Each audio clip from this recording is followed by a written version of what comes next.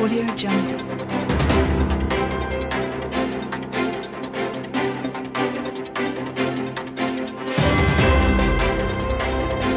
Audio Jungle.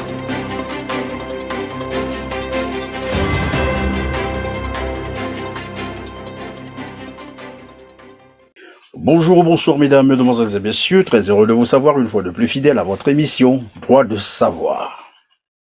Un peuple bien informé est un peuple apte et disposé à prendre de bonnes décisions. On se souviendra de la rencontre citoyenne organisée par l'Association de défense et de la promotion des valeurs citoyennes à Sembe. Rencontre au cours de laquelle le jeune David Martito s'adressait à la population de cette localité en ces termes, que je vous propose d'ailleurs de suivre pour vous remettre dans le contexte avant de continuer avec notre émission.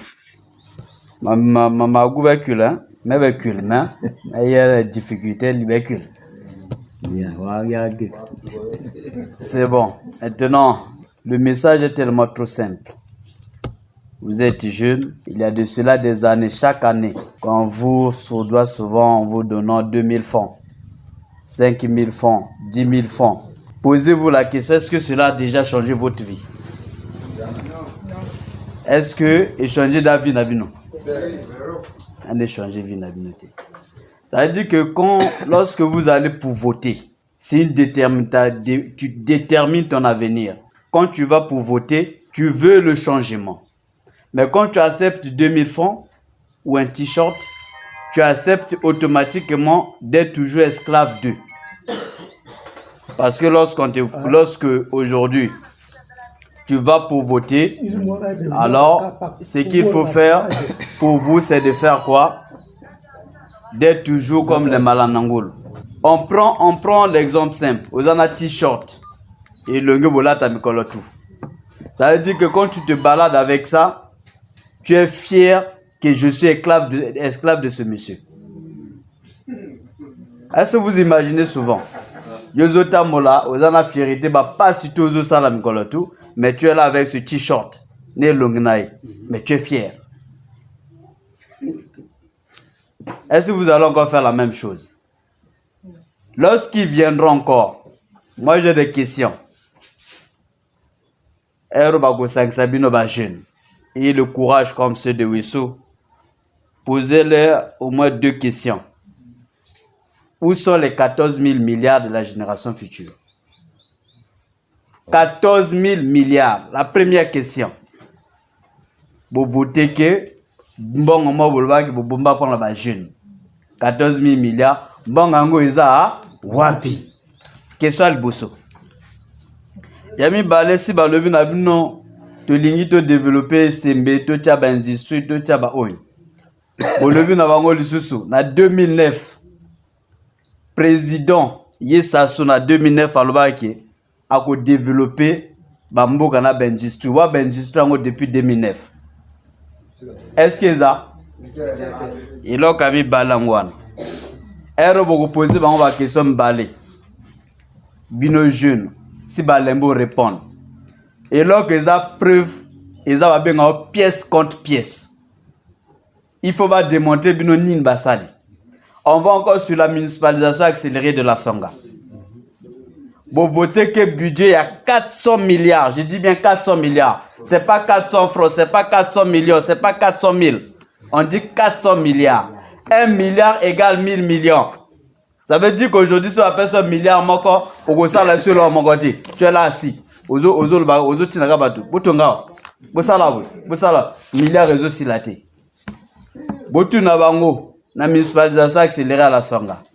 La Songa bénéficie dans le balobi. Municipalisation accélérée de la Songa. Balobi a eu sauté moi goudron bâti peut-être 15 km à où on a tout été. Wap la mairie a eu zaka la mairie à Kala. Wap conseil départemental ezaka ya Kala. Izando eza wapi izando ba mongi sango. Nakacha ba département nakacha ba district local na kumba oni. Na sembe aw.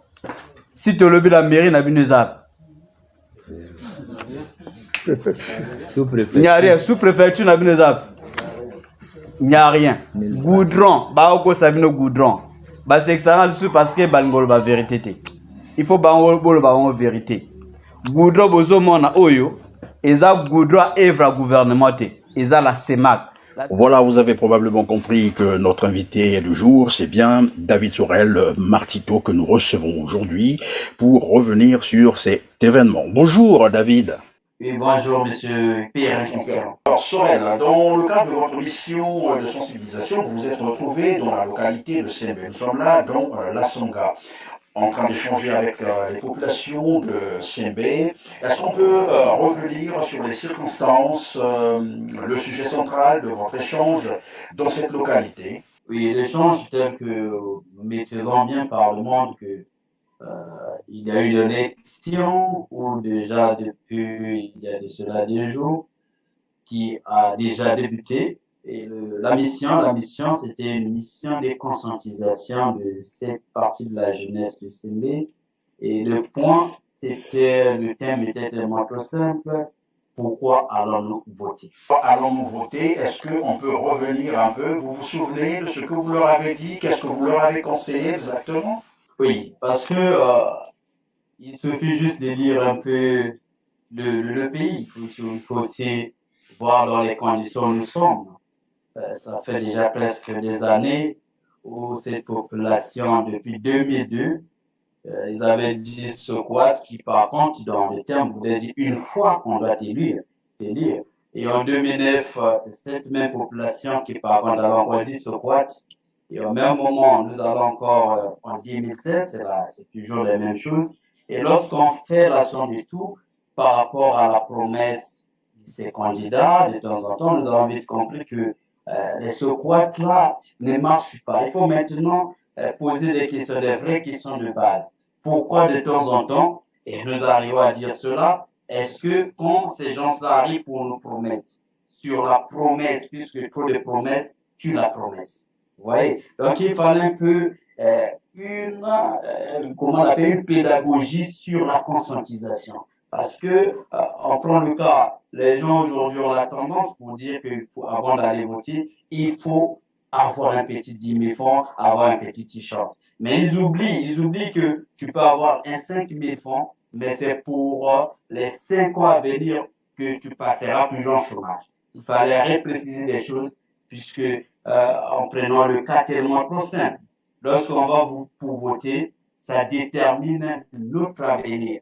Or, lorsque on vote dans le néant comme ça, nous risquerons toujours d'aller de ce quad, où aujourd'hui, ce pays ou dans notre département, vous avez suivi sur la vidéo, rien ne marche depuis que cette population où nous avons dit ce quad en 2002, ce quad en 2009 et ce quad en 2016. Est-ce que nous devons toujours aller comme ça? C'est quoi ce que vous appelez par squat? Je comprends pas du tout. Bon, oui, squat veut dire une fois. Donc, on va te voter une seule fois. Donc, c'est comme vous arrivez avec votre projet de société et il y a de la population. Et si vous dites, tu seras élu une seule fois. C'est ce qui se passe, comme on dit, un coup quand on pense.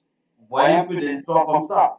Et il fallait un peu ramener cette population à la raison pour poser des questions de base de 2002. Nous avons dit ça, et en 2009, c'était la même chose, et en 2016, où en sommes-nous? Est-ce que nous avons eu ou bien gagné avec ce slogan de Socrate? Alors, David, puisque vous en parlez déjà, est-ce que l'on peut revenir sur la situation socio-économique actuelle de Sembe, sinon de la Songa? Oui, la situation, je dirais, c'est chaotique.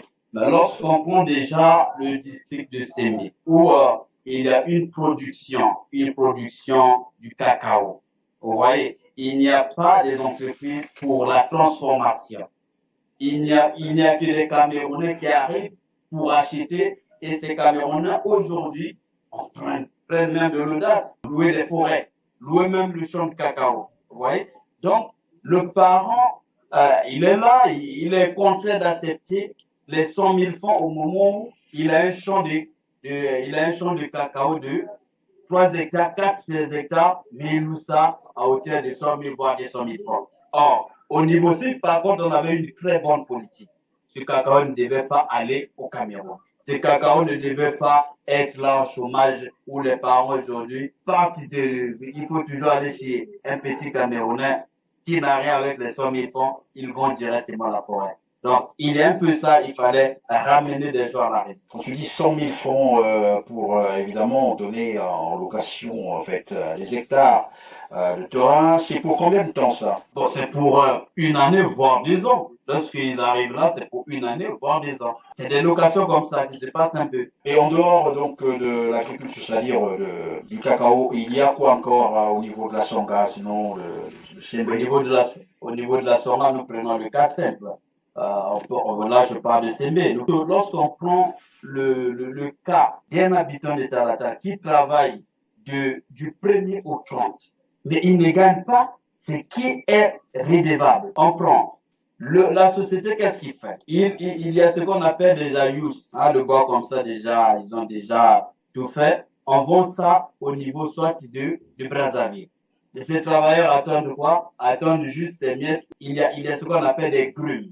Des grumes, il y a le bois qui va directement je ne sais pas si c'est au Cameroun, après Cameroun, ça arrive même jusqu'à chez vous. Mais cette population n'en bénéficie pas. Comment peut-on tolérer qu'un blanc arrive ou sur un bulletin d'un travailleur, un travail qui a débuté son travail du 1er au 30, sur le bulletin on écrit 15 000 francs, 28 000 francs. Vous voyez que c'est raisonnable? Ça veut dire que nous sommes là, cette population est tellement trop chosifiée. Donc on doit peu...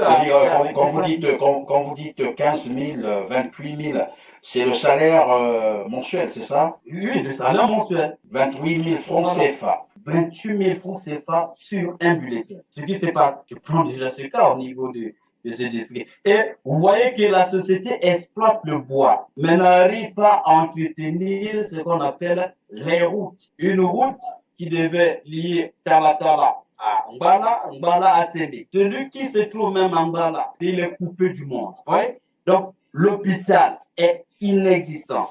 L'école, inexistante. Il n'y a pas des infrastructures de base. Vous voyez? On prend le cas au niveau de l'éducation. L'enfant qui obtient le BPC, Angara, ACM et à Soinké doit aller où? À Wilson pour être inscrit au lycée. Lorsqu'on prend tout ce monde-là, dans ce qu'on appelle à Wilson, il y a l'unique lycée. Le lycée Michel Gembela. Il y a ça, il faut voir qu'on détruit déjà l'éducation. Et on prend le cas au niveau de Wesso, nous avons, je prends le collège, il y a combien de collèges? Le Wesso, c'est une grande ville. Wesso a combien de collèges? Wesso a 2 collèges. Il y a le lycée, comment on l'appelle? Le CG Pilote et le CG Kwame Kouma. Il y a combien des écoles primaires? Si je peux compter ces 4, l'État n'existe plus. Matito, parlons un peu de l'accès à l'électricité et à l'eau potable au niveau de la Songa ou de ces localités dont tu fais état. Comment ça se passe? Est-ce qu'ils ont l'électricité? Ils ont de l'eau potable? Pour citer quelques sociétés, je prends le cas de Taratan, du district d'Embala. Là-bas, c'est la société qui alimente un peu, mais c'est de 18h voire 23h. On arrive à s'aimer, c'est le même cas. S'il te plaît, David. J'ai besoin de cette petite précision, c'est-à-dire on fournit l'électricité dans la localité, tu as dit, pendant 3 heures de temps par jour, c'est cela? 3 heures par jour. Là, c'est au niveau de CB Soinki. Quand vous avez rencontré évidemment les populations de Sembe, après votre échange, il y a eu un droit de réponse qui a d'ailleurs circulé sur les réseaux sociaux. Je crois que ça doit être un monsieur assez Florent, qui doit travailler dans le cabinet de l'ex-ministre Moton, qui est actuellement député, je crois. Alors, il a semblé même vous traiter d'un homme ou d'un garçon égaré. Vous avez lu ce droit de réponse et qu'est-ce que vous en pensez? Moi, je crois que ça, c'est un chiffon. C'est un chiffon. Puisque moi, je suis pas égaré. La situation, c'est eux. Les vrais égarés, c'est eux. Pourquoi? Parce que ils n'arrivent pas à assumer la vérité. La vérité est têtue. La vérité n'a pas de temps. Tout ce que j'avais dit sur les 8 minutes, ils ne sont pas arrivés à me contredire avec des faits. Je prends le cas simple. Ils m'ont parlé de 20% le Congo aurait versé pour la route Keta-Djoum.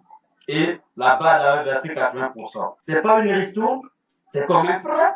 Je n'ai que 20 000 francs chez moi. Nous sommes au nombre de 5. On fait 20, ça fera combien?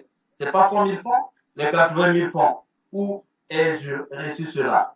C'est pas c'est pas un prêt, c'est pas une restriction. Voilà. Et lorsque je fais encore la lecture de ces chiffres, à la fin, on signe Florent Valère, mais c'est bien des usurpateurs, puisqu'à la fin, ils écrivent Jules Descendé. Vous voyez déjà que hier, je crois, vous n'êtes pas taxé. Il y a un certain monsieur qui s'appelait Malonga. Malonga, mais de son vrai nom, c'était pas ça. C'est le cas de Florent Valère. À la fin de ce test, on écrit Florent Valère, qui, par contre, est qui? Jeu de CB. Il n'est pas jeu de CB, il est un jeu de logos. Vous voyez déjà, c'est une mauvaise façon de faire. Pour bien fixer nos téléspectateurs, en fait, vous êtes en train de parler d'une situation où le cabinet du député, qu'on appelle Léonidas Mouton, a tenté de manipuler, c'est une manipulation de conscience, parce que lorsqu'ils signent leur droit de réponse, je pense qu'à la fin, il écrit Florent Valère et on met entre parenthèses jeu de CB, il n'est pas jeu de CB. C'est ça, c'est cette précision. Il n'est pas jeu de CB. Donc ça nous rappelle un peu cette affaire d'un certain Malonga qui intervenait sur RFI pour dire qu'il n'y avait pas les bombardements dans le pôle, etc. Et après, on s'est rendu compte que ce Malonga, ce n'était autre que Léonidas Mouton. Oui, tu peux continuer ton récit. Je retombe encore sur ça. Il part sur les 45 km de la municipalisation accélérée. Oui, je peux juste prendre le cas de CBT, puisqu'ils m'ont dit sur ce, il y a ce qu'on appelle, c'est un travail évolutif. Évolutif pendant combien des années? La municipalisation accélérée, la somme là, on avait voté un budget de 450 milliards. Ils ont dépensé combien? Tout est inachevé, à part le goudron. Vous irez dans toute la ville des ruisseaux, pas d'infrastructure de base, sauf la maison de la présidente de la République. Vous voyez, c'est ce qu'ils ont mis. Et avec 450 milliards, vous avez dit. Milliards, voilà, 450 milliards. Vous voyez que il n'y a même pas eu l'utilisation de ces fonds, puisque si lorsqu'on fait des débats sur les réseaux sociaux, ils n'arrivent pas à convaincre. Pourquoi? Sur les 400 milliards, tout est inachevé. L'hôpital, inachevé. Le marché, inachevé. Les mairies, inachevé. Vous voyez déjà que rien, juste le goudron, si le goudron pétait de 45 km, mais je doute fort puisque l'avenue Marion va bien exister déjà. Et il y a eu partout, la BRC avait par contre placé, avait goudronné un peu pour éviter la poussière auprès de ces bâtiments. Donc, sur les 450 milliards, qu'est-ce qu'on a eu depuis que nous parlons de ce point? Qu'est-ce que nous avons eu? Alors, lorsqu'on va encore plus loin, puisque je devais aussi repréciser, c'est pas ce qu'on appelle, c'est pas une guerre de génération. Comment vous êtes député? Vous arrivez dans vos localités après combien de mois? Après combien d'années? Donc, après 4 ans, à la veille des élections, c'est là on verra maintenant le député. Ils viendront pour chosifier la population en donnant des t-shirts, en donnant un petit 2000. On prend le cas du confinement d'hier où la population succombait seule et aujourd'hui, il y a un petit 50 000 qu'on glisse comme ça pour charmer cette population. Mais pendant les 3 mois, cette population était à l'agonie. Alors, Martito, en dehors de ces attaques frontales déguisées en droit de réponse, est-ce que tu as eu d'autres interpellations après cette intervention, disons cet échange avec les populations de CB? Oui, j'ai eu des interpellations. Je prends le cas où mon père avait reçu l'appel tout en parlant du tout. Tu se dis pas. Et je crois qu'il y a eu des menaces même du genre en privé. Il y a eu des appels comme ça où les gens m'appelaient et je ne les maîtrisais pas aussi. Donc, moi, ce que je dois juste dire, je suis là sur l'application de l'article 25 de la Constitution, où hier on refusait. Et nous voulons maintenant l'appliquer. Ils doivent être capables d'accepter certaines vérités. L'article 25 dont tu fais d'ailleurs état, qui stipule, si j'ai bonne mémoire, tout citoyen a le droit d'exprimer, de diffuser librement son opinion par l'écrit, l'image ou par tout autre moyen de communication. La liberté de l'information et de la communication est garantie, la censure est prohibée. Et donc les menaces sont parties d'où exactement, quoi? C'est... Tu peux pas en parler clairement? Je peux pas en parler maintenant parce que on observe d'abord là où ils iront avec. Puisque nous sommes déjà en pleine campagne électorale, hein, en vue de la présidentielle du 21 mars prochain, qu'est-ce que tu penses de l'organisation de cette élection? Puisque tu es, je rappelle, un maître de jeunesse et éducation civique, c'est bien cela. Oui. Quand tu observes ce qui se passe au Congo, maintenant que nous sommes déjà en pleine campagne, quelle lecture tu fais de l'organisation de cette élection présidentielle? Bon, la lecture, je renvoie à la lecture des évêques catholiques. Donc si quand je prends déjà, je valide cette lecture des évêques, je suis dans ça. Et nous craignons parce que ce qui se passe au Congo, c'est pas encore une démocratie en tant que telle. Nous vivons sur une dictature où on se dit on est des démocrates. Or, un démocrate, c'est celui-là qui doit supporter la critique. C'est ce qu'on appelle le choc des idées. Moi, je crains que ces élections, déjà, avec des slogans que nous voyons, des ailes pour rien, oui pour la continuité, oui pour ceci ou pour cela, ça craint. Et c'est en face desquels des dirigeants de cette république. C'est comme si on disait ça passe ou ça passe. Si c'est pas ça, c'est ça. Donc déjà avec des messages comme ça, ça ne rassure pas. Ça ne rassure pas. Ça ne rassure pas aussi cette petite population. Que penses-tu donc du respect des droits et libertés fondamentaux au Congo, puisque tu es un acteur de la société civile? Lorsque nous faisons la lecture du rapport de l'OCDH du Congo, ça veut dire que ces libertés, on fait déjà la lecture de tout. Donc, cette liberté, elle est là, mais assujettie. On se dit qu'on est libre, mais tantôt, on voit une vidéo de 8 minutes, les gens parlaient de tout sauf rien, et ceux-là qui m'ont même dit que j'ai insulté le président de la République, je ne voyais pas. C'est comme aujourd'hui, je suis là, je suis un papa, j'ai des enfants à la maison. Si j'autorise ma fille qui par contre, elle est de jeu sur de tricher et de voler, ça veut dire que moi aussi, je suis pareil. Ouais. Donc, les gens, c'est toujours dans les mêmes discours. Nous marchons là dans les discours. Lorsque le président parle de la rupture, il faisait allusion à quoi? Mais lorsque on accepte les montres, les t-shirts, les baskets avec des effigies, c'est une corruption mentale. C'est pas ça ce que nous voulons. C'est là. Alors, pour terminer notre émission, Martito, tu as probablement un message tout à fait particulier adressé à l'endroit de la jeunesse, hein, en général, sinon à ceux qui aiment bien suivre vos activités. C'est l'occasion. Oui, à la jeunesse congolaise, à tous ceux-là qui sont réellement des vrais patriotes, l'élection du 17 et du 21, c'est pour notre destin. Et ce destin, ce pays, nous appartient. Nous sommes tous nés d'une mère et d'un père. Et ce pays, c'est notre pays à nous tous. Le 17 et le 21, je crois le 17, ça sera pour les militaires. Le militaire est là pour la population. Quand vous allez voter, on ne doit pas vous intimider. C'est à vous de faire le choix de la raison. Nous ne voulons plus des mêmes représailles. À la population de faire un bon choix, un choix de la raison. Ayez l'audace de faire le vrai choix. Faites la lecture du pays. Tu es chômeur, tu as fini tes études jusqu'à aujourd'hui, tu n'as pas d'emploi. Tu es agent de la mairie, 4 ans sans salaire. Tu es agent du conseil départemental. Tu as presque 4 années sans salaire. On doit par contre tout. Par contre, c'est à toi de voir où va le pays. Tu es enseignant, prestataire. De temps en temps, tu frappes la porte de la fonction publique. Les quotas arrivent, mais on ne sait pas là où ça part. C'est le temps du changement.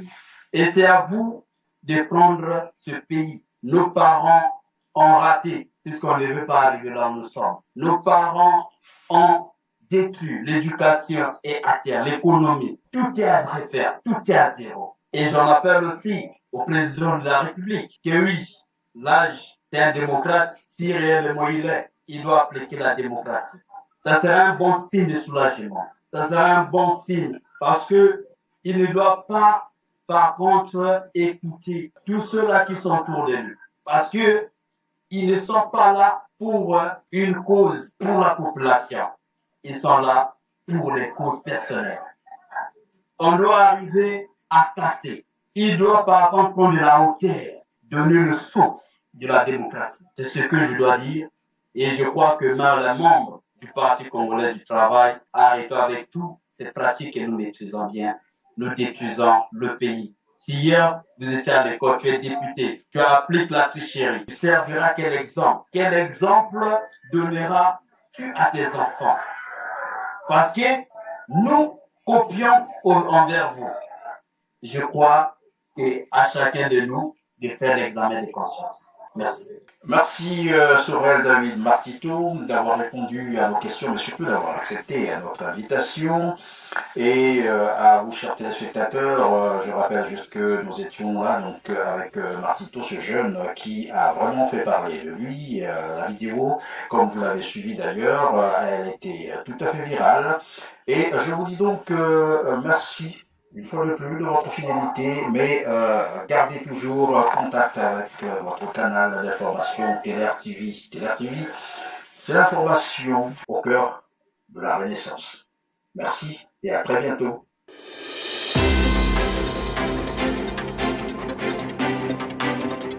Audio Jungle.